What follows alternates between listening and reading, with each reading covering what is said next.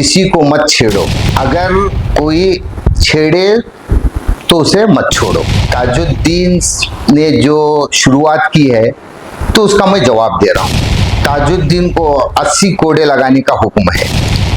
मेरे पास सिजराए नसब है, तो अंजुमन के दफ्तर में मेरा सिजराए नसब में जमा किया हूँ। तो ताजुद्दीन के अंदर हिम्मत नहीं है। अरे भाई, तेरे अंदर जब ताकत नहीं है तो तू मैदान में क्यों आया? और हम लोग इनके जैसा केसर मड़ू के हमें सादात कर को जाके कोर्ट में हमें केस दाखिल नहीं किए। और मैं एक हूँ जो आपके खांदों पर बैठकर आपके सर पर जो है कूटने के लिए। आज हमारा खा को हमना क्या दिकारा।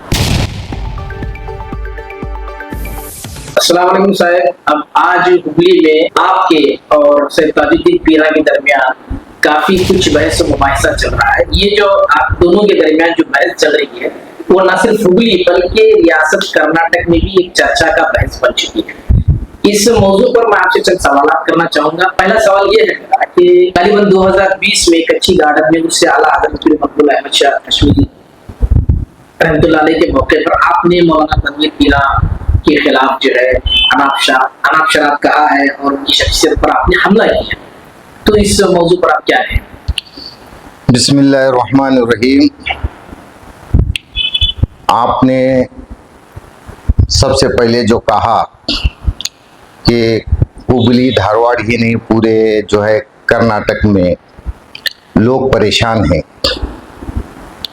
लेकिन मेरा मिजाज, हमारे बुजुर्गों का मिजाज, जो मेरे बुजुर्गों की तालीमात हैं, मेरे बुजुर्गों ने कहा है किसी को मत छेड़ो, चाहे गरीब हो, अमीर हो, बड़ा हो, छोटा हो। अगर कोई छेड़े तो उसे मत छोड़ो। अब ताजुद्दीन और मेरे दरमियान यही मसला चला है। मैं पहले किसी को छेड़ा नहीं है, क्योंकि दीन सुन्नियत के काम, खिदमत खल्क के खिदमत, उसमें मैं हमेशा मसरूफ़ रहता हूँ और तरीक़त के कामों में मसरूफ़ रहता हूँ, अपनी आखिरत बनाने के बारे में। और मेरे मुरीदीन, मेरे सिलसिले के जितने भी मुरीदीन हैं, उनकी इस्लाह की फ़िक्र में मैं रहता हूँ। लेकिन ताजुद्दीन ने जो शुरुआत की है तो उसका मैं जवाब दे रहा हूँ। रही बात अल्लामा पीर सैयद तनवीर हाशमी साहब के बारे में, जो उन्होंने कहा है कि मैंने अनाप शनाप उनके खिलाफ कुछ कहा है, ये सरासर झूठ है, मुझ पर इल्ज़ाम है। वो दलील दें। अगर दलील न देने की सूरत में शरीयत में, फ़िक़्ह हनफी में ताजुद्दीन को 80 कोड़े लगाने का हुक्म है। सर, तो आप कह रहे हैं कि आपने उनके खिलाफ कुछ अनाप शनाप नहीं किया? बिल्कुल। इसको छोड़िए, उनका ये भी कहना है कि आपके वालिद के नाम के आगे सैयद नहीं है और आपके नाम के आगे आप सैयद लगा रहे हैं। आपके वालिद काजी थे और आप सर काजी बने हुए हैं, क्या मामला है? देखिए, हमारे बुजुर्ग सैयदुस सादात खाजी उल खुज़ात खाजी सैयद मोहम्मद बाकर रहमतुल्लाहि ताला अलैह की निस्बत से हमें लोग खाजी कहते हैं और हम भी खाजी लिखते हैं। ये खाजी मनसब है। मैं ताजुद्दीन को इससे पहले भी बताया था कि आप इतने बड़े अनपढ़ और जाहिल हो कि आपको कुनियत, लक़ब, मनसब, नसब के बारे में इल्म नहीं है। लिखने को तो आज आप देखेंगे हमारी हिंदुस्तान की सबसे बड़ी बारगाह सुल्तानुल हिंद ख्वाजा गरीब नवाज के मेन दरवाजे पर क्या लिखा हुआ है। पीराने पीर मीरा मुहियुद्दीन शेख अब्दुल कादिर जिलानी के देखिए आप उनके दरवाजे पर क्या लिखा हुआ है। लोग जो है, क्या लिखा हुआ मतलब समझे? उनके नाम के साथ सैयद नहीं लिखा हुआ है, तो क्या आप उनको सैयद नहीं कहेंगे? नसब एक अलग चीज है, मनसब अलग चीज है, कुनियत अलग चीज है। तो हिंदुस्तान में कई ऐसे हजारों बुजुर्गाने दीन है जो कुनियत से, उसके साथ साथ जो मनसब से, लक़ब से मशहूर हुए हैं। बावजूद कि वो सैयद हैं। तो इसी तरह हमारे बुजुर्ग जो है मनसब से मशहूर हुए हैं, इसकी वजह से हमारे साथ हम लोग बड़ी फख्र के साथ हम लोग खाजी लिखते हैं, इसलिए कि ताजुद्दीन अनपढ़ को कुछ मालूम नहीं है कि अल्लाह के रसूल सल्लल्लाहु ताला अलैहि वसल्लम के दौर में अल्लाह के रसूल सल्लल्लाहु ताला अलैहि वसल्लम ने 12 से 15 सहाबा किराम को खाजी बनाया। उसमें से नुमाया नाम शेर खुदा मौला अली मुश्किल कुशा करमल्लाहु वजहुल करीम को भी अल्लाह के रसूल ने खाजी बनाया। मेरे लिए इससे बढ़कर खुशी क्या होगी। और पीराने पीर मेरा मुहियुद्दीन शेख अब्दुल कादिर जिलानी रजी अल्लाह ताला अन्हु के जो बड़े फर्जंद है सैयद शाह अब्दुल रज़ाक कादरी रहमतुल्लाहि ताला अलैह, वो भी खाजी थे।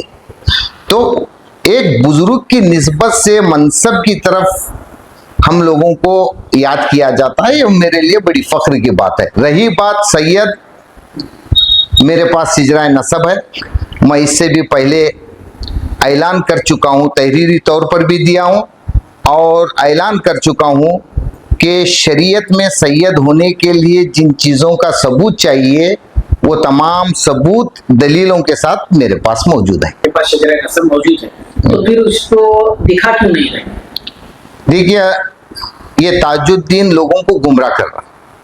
हकीकत में जब अंजुमन वाले उन्हें मुझे लेटर लिखे तहरीर किया था कि आप अपना सिजरा नसब अंजुमन के दफ्तर में जमा करो, तो अंजुमन के दफ्तर में मेरा सिजरा नसब में जमा किया हूँ। अब रही बात ताजुद्दीन, उसके अंदर बुज़दिल है, वो मेरे पास आकर डायरेक्ट पूछता तो मैं दे देता, लेकिन उन्हें मेरे पास आया नहीं, सिजरा दिखा रहे नहीं, ये लोगों में गलत अफवाहें फैला रहा। अच्छा, तो आप अंजुमन में पहुंचा चुके हैं? मैं सिजरा पहुंचा चुका हूं। अगर कोई सवाब की नीयत से फैज हासिल करने के लिए मेरे बुजुर्गों की नामों की तिलावत करना चाहता है तो आज भी मैं पूरे हुबली में जेरॉक्स करा के तकसीम करने के लिए भी तैयार हूँ। उन्होंने 5 माहिरुल अंसाब का उन्होंने इंतखाब किया है, उन्होंने नामों का भी तज़किरा किया, तो इस ज़माने में आपकी क्या तैयारी है? क्या वो सिजरा नसब को तहकीक करेंगे, उसको जांचेंगे? तो जिस तरह उन्होंने 5 लोगों को मुंतखब किया है, वैसे आपकी क्या तैयारी है इस सिलसिले में? देखिए, मुझे इनके बातों पर हंसी आ रही है।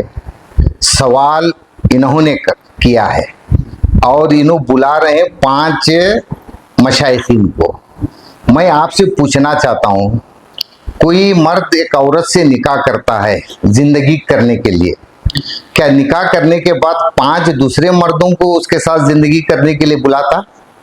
मर्द है तो शादी करना, मर्द नहीं है तो दूसरों का शादी करके दूसरों का सहारा नहीं लेना, ये बेवकूफ़ी की बात है। अब ये जो मामला था ये अंजुमन, अल्हम्दुलिल्लाह, देखिए, मेरे सैयद होने के लिए मेरे पास जो चाहिए वो मौजूद है। मुझे इल्मुल अंसाब वालों को भी बुलाने की ज़रूरत नहीं है, दूसरों को भी बुलाने की ज़रूरत नहीं है। मेरा मुकाबला ताजुद्दीन के साथ है। वो ताजुद्दीन के अंदर हिम्मत नहीं है, ये मर्द माने रहे तो सामने आते हैं, ना मर्दों की तरह ये दूसरों के नामों को इस्तेमाल कर रहे हैं, ये बहुत गलत चीज़ है। तस्वीर के लिए उन्होंने अंजुमन इस्लाम का इंतखाब किया है, क्या ये अंजुमन इस्लाम की जिम्मेदारी है कि आप दोनों के दरमियान तस्फिया कराएं?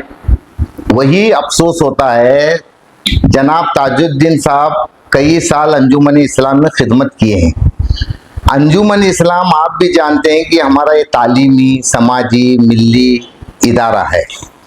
अब ऐसी ही हरकतों की वजह से अंजुमन से ताजुद्दीन साहब को क्या करे, निकाल कर भगा दिए। अगर अंजुमन का जो काम है वो अंजुमन वाले करते हैं। अगर इनके अंदर, मैं ताजुद्दीन से कहना चाहता हूँ, अरे भाई, तेरे अंदर जब ताकत नहीं है तो तू मैदान में क्यों आया?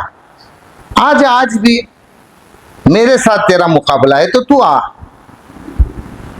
अच्छा, इन्होंने एक अदालती कागजात भी दिखाया है सैयद ताजुद्दीन पीरा साहब ने, जिसमें ये है कि आपके वालिद के नाम के आगे सैयद नहीं है, सिर्फ काजी लिखा हुआ है। तो अदालती कागजात क्या थे, वो केस के मुतालिक क्या, थोड़ा कुछ बताइएगा। आपको पता नहीं क्या मसला था, किस जिमन में वो अदालती कागजात, किस केस और किस मुकदमे के हवाले से वो अदालती कागजात थे? देखिए, ये जायदाद का मसला है।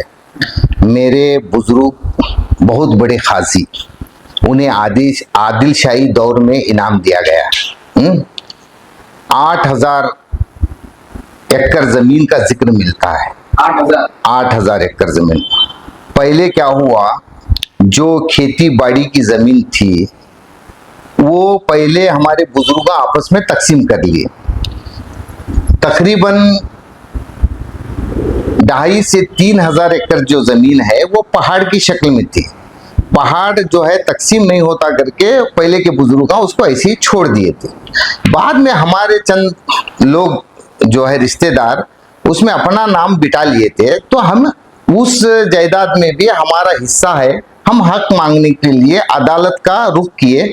अल्हम्दुलिल्लाह नीचे हमें कामयाबी मिली थी, कॉमन डिग्री के ऊपर आर्डर हुआ था। उसके बाद उन्होंने जो है हमारे ही लोग जो है हाई कोर्ट को गए, वहां पर हमारी जो है हमारे जो नीचे का आर्डर था उसके खिलाफ फैसला हुआ। अभी अल्हम्दुलिल्लाह सुप्रीम कोर्ट है, ये तो जायदाद का मसला है, सिजरे का मसला नहीं है। और हम लोग इनके जैसा केसर मडू के हमें सादात कर को जाके कोर्ट में हमें केस दाखिल नहीं किए, और हमारा भी वो आदत भी नहीं है कि दूसरों के जो है मामलात में मुंह मारने की। ये ताजुद्दीन की आदत है, हर जगह जो है मुंह मारते हैं। नहीं, अब जिस तरह से उन्होंने आपके वालिद साहब का जिक्र किया है कि दवाई टूट रहे थे, नीचे बैठे हुए थे और आपका अदब कर रहे थे, उनका अदब कर रहे थे आपके वालिद साहब ताजुद्दीन पीरा साहब का, तो ऐसा लगता है कि आपके खानदानी ताल्लुकात रहे होंगे, आपके वालिद साहब से जो उनकी जो तारुफ रहा होगा। क्या आपका कहीं खानदानी ताल्लुक रहा है उनके साथ? देखिए, सबसे पहले ताजुद्दीन को ये पता नहीं कि मेरे वालिद कौन है, मेरे वालिद के भाई कौन है। जो उन्होंने जिक्र किया कि कुछ दवाई कूट रहे थे जमीन पर बैठकर, मैं जाने के बाद कुर्सी पर मुझे बिठाए, तो मैं ताजुद्दीन साहब को बोलना चाह रहा हूं, जनाब दवाई जो है जमीन पर बैठकर ही कूटी जाती है, और मैं एक हूं जो आपके खांदों पर बैठकर आपके सर पर जो है कूटने के लिए। ये तकरीबन आपने जो पूछा उनके हमारे जो मामलात है, उनके वालिद के हमारे वालिद के, मैं 4 साल की उम्र का जब था तो इनके वालिद भीख मांगने के लिए हानगल तालुक में अक्सर देहातों में आया करते थे, और हमारे ताया हजरत की ये दवाइयों की थैलियां लेकर घूमते थे उनके पीछे पीछे कीमिया हासिल करने के लिए, कीमिया हासिल करने के लिए। तो तकरीबन 15 से 20 साल तक साल में 2 मरतबा ताजुद्दीन के बाप भीख मांगने के लिए मेरे घर पे आया करते थे। हमारे ताया हजरत उनको धान खेतों का उठा कर दिया करते थे। आज हमारा खा को हमना क्या दिखा रहा, हमारे बाप की उनके बाप की ताल्लुकात है, और नीचे बैठ के जो दवा कूट रहे थे वो मेरे ताया हजरत है। मेरे वालिद साहब अक्सर अपने गांव में हीरूर ही में रहा करते थे, ज्यादा वो बाहर कहीं नहीं जाते थे। मैं समझता था कि ताजुद्दीन साहब अब अना की वजह से बेअदब हुए हैं। उन्होंने वो बात को कहकर ये साबित किया कि मैं अब बेअदब नहीं हूं, मैं पैदाइशी बेअदब हूं। बाप की उम्र वाला, बाप उनके बाप से ज्यादा उम्र वाला जब नीचे बैठा है और ये ऊपर बैठकर अपनी शान जता रहे हैं, अरे ये तो बेअदबों की निशानी है। साहब, ये सवाल बार बार आ रहा है, ये जितने भी जो बहस है, जितनी भी जो चर्चा चली है, उसका लुब्बे लुबाब ये है कि आप गैर सैयद हैं, आपको गैर सैयद कहा जा रहा है। उसके दलील में उनका ये कहना है कि जो सैयद घरानों की जो बेटियां होती हैं वो सैयद घरानों में ही दी जाती हैं। आपके घर का क्या मामला है? ये जाती सवाल होगा, लेकिन फिर भी आवाम ये जानना चाहेगी, क्योंकि सवाल उन्होंने उठाया है तो फिर इसका जवाब भी हमको चाहिए। ये भी हमारा हक बनता है इसके सवाल करने का। घर की बेटियां कहाँ है? अब रही बात, ये मसला जातियात का है, मैं आपको खुलकर कहना चाहता हूं, और जातियात क्या होते हैं मैं ताजुद्दीन को इंशाअल्लाह इसका जवाब वो बहुत जल्द देगा। उसके बाद जो मैं जवाब देता हूं जातियात क्या होते हैं मैं बताता हूं। आपने जो पूछा है, मेरी सगी 5 बहनें और मेरे ताया हजरत की 5 बेटियां, गोया कि हमारे 10 बहनें। आज आप देखेंगे इज्जतदार घराने में अपने खाविंदों के साथ इज्जत की जिंदगी गुजार रहे हैं।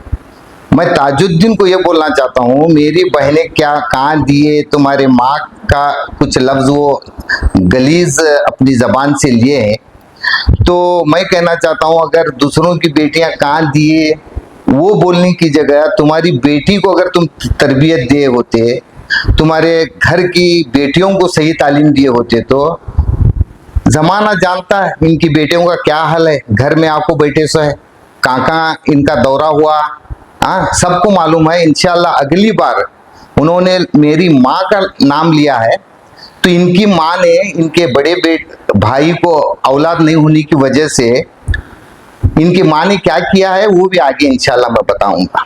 खैर वो सब जातियत का मामला है। नहीं, ये देखिए, सवाल ये और आखिरी सवाल रहेगा ये, क्या आदमी कूदने से किसी का सैयद होना साबित होता है, क्या है इस मामला? देखिए, मैं या मेरे किसी खलीफा या मुरीद ने चैलेंज नहीं किया, ये जो है चैलेंज जो किया था ताजुद्दीन के खलीफा ने। अब ताजुद्दीन को पूछना चाहिए आपको कि आग में कूदने से सैयद होता या नहीं, और उनका खलीफा जब चैलेंज किया तो अल्हम्दुलिल्लाह उसके लिए भी मैं तैयार होके गया।